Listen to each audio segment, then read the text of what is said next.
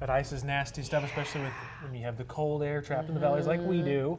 A little bit of rain on top of that turns into ice very quickly as it falls, and we've seen those scenarios plenty of times around here. And there's a small chance some areas could see that Thursday. We'll talk about that in just a moment. But for right now, gorgeous weather we're experiencing here in our region with the clear skies. We do have inversion in the valleys, but it's weak enough. We're still barely able to climb above the freezing mark for a lot of areas, and it's helping to keep some of the low-level clouds from sticking around and, again, warming us up just a little bit. So temperatures right now 34 here in Boise, 35 Ontario, 28 from McCall, and look at Sun Valley, 37 degrees. So they're not quite in the inversion there. 23 in Salmon, Idaho as well. Radar showing we do have, again, a ridge of high pressure, jet stream to the north of us. So again, any moisture moving up along the western coast will ride around that ridge. It's going to bring up a little bit of cloud cover for us. Otherwise, this ridge of high pressure is staying fairly stationary as we head into the end of the week. So there is quite a bit of weather, of course, to talk about around the country. We'll just touch on some of the watches and warnings real quickly. Of course, wind chill advisory still in effect for much of the upper Midwest into the Northeast. Winter storm warnings along the eastern coast with snowfall expected, and hard freeze warnings all the way down into the deep south.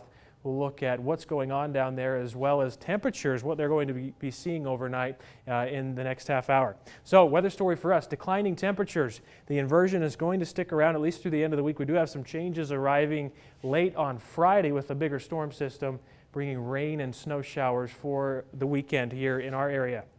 Air quality with the inversion still expected to be in the moderate category for tomorrow, and it will likely stay that way, I think, through the end of the week. We have just a weak disturbance that's going to brush by on Thursday, looking at the larger picture. Again, this is that storm system right here. It's going to bring a weak warm front up as we head into Thursday morning. So this is Wednesday, 9:30 p.m. Again, there's that batch of moisture over much of California. It swings up into southwest Idaho, but basically dissipates on any of the model activity by Thursday afternoon. We're not expecting really anything. If anywhere sees any light precipitation, it will likely be in eastern Oregon or maybe parts of the lower valley along the Oregon and Idaho border. But again, it would be a light rain and possibly a freezing rain. At this point, I'm not too concerned about it. Heading into Friday, though, this is that larger storm system that will dip down out of the northwest. It's going to bring, again, mainly rain and snow showers for Saturday, but we could start to see some activity Friday evening as well. So your future cast for that storm system Wednesday evening into Thursday, I'll show you just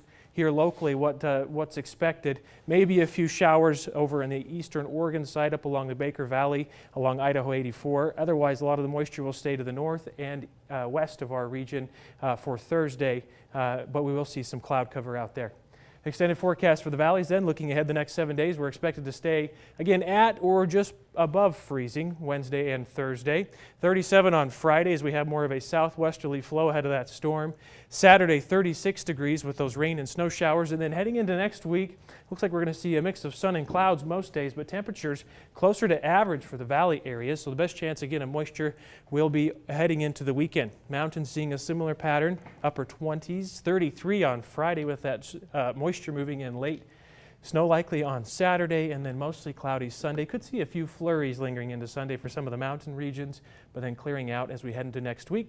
Models are still showing a fairly active pattern heading into the middle and end of next week, though, so we could have a few more storms lined up after this one, kind of keeping the air mixed out, I guess. Yeah. And the snow coming for the mountains, which would be good. Yeah, and that is a good signal. I mean, it's January, and I think so often we do fall into that inversion pattern at some point, it seems like. It seems like we usually get a 2-week stretch of it where just nothing happens. Fortunately, we're keeping it to smaller portions right now. All right, thanks, Nate. You bet. Stick around, there's still much more ahead, but first, here's a look at Boris.